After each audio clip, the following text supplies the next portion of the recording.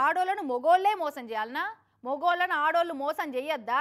పక్కా చేయొచ్చు అన్నట్టే అలెగ్జాండర్ ప్రపంచం మీద దండయాత్ర చేసినట్టు ఒక ఆమె మొగోళ్ళ మీద పెండ్లీల పేరుతోటి దండయాత్ర చేసుకుంటూ పోతుంది.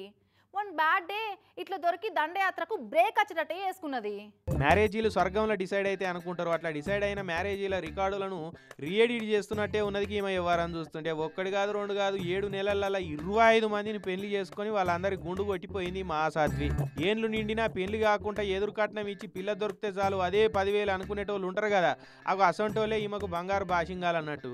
ఈమె పేరు అనురాధ పాశ్వాన్, ఊరు ఉత్తరప్రదేశ్లో ఉన్న మహారాజ్గంజ్. 23 ఏళ్ళు ఉన్నప్పుడే ఫస్ట్ పెళ్లి అయితే భర్తతోటి ఇడుపుగాయుధం చేసుకున్నదట.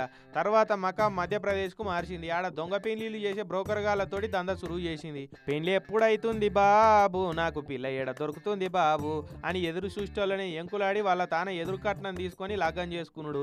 పెళ్లి అయిన వారం రోజులకే ఏటోళ్ళటి వెళ్ళిపోగానే ఇంట్లో ఉన్న నగలు నగదు టీవీలు ఫోన్లు సామాన్లు అన్ని సదురుకొని జాడపత్త లేకుండా దోసుకొని వెళ్ళిపోడు. ఇగో ఇదే ఈమె పని. అలవాటైన తీర్లనే రాజస్థాన్లో తోపుడు బండి మీద దంద చేసుకునే శర్మ అనేటైన లగ్గం చేసుకున్నది.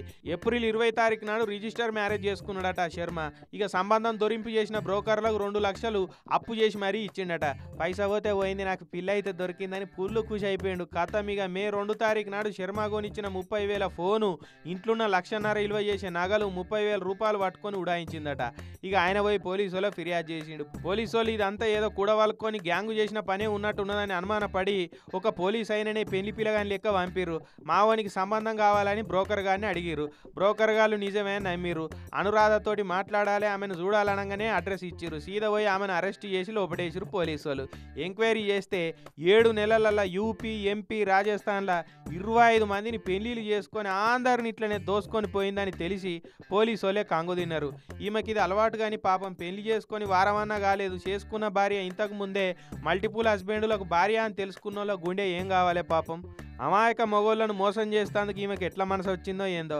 చైనా వస్తువులకే కాదు నిన్ను ఇలా కోరి కోరి చేసుకుంటున్న పెళ్లిలకు కూడా వారంటీలు గ్యారంటీలు లాంగ్ లాస్టింగ్ డ్యూరబిలిటీలు ఉంటలేవు కదా, ఏందో కలికాలం అంతా.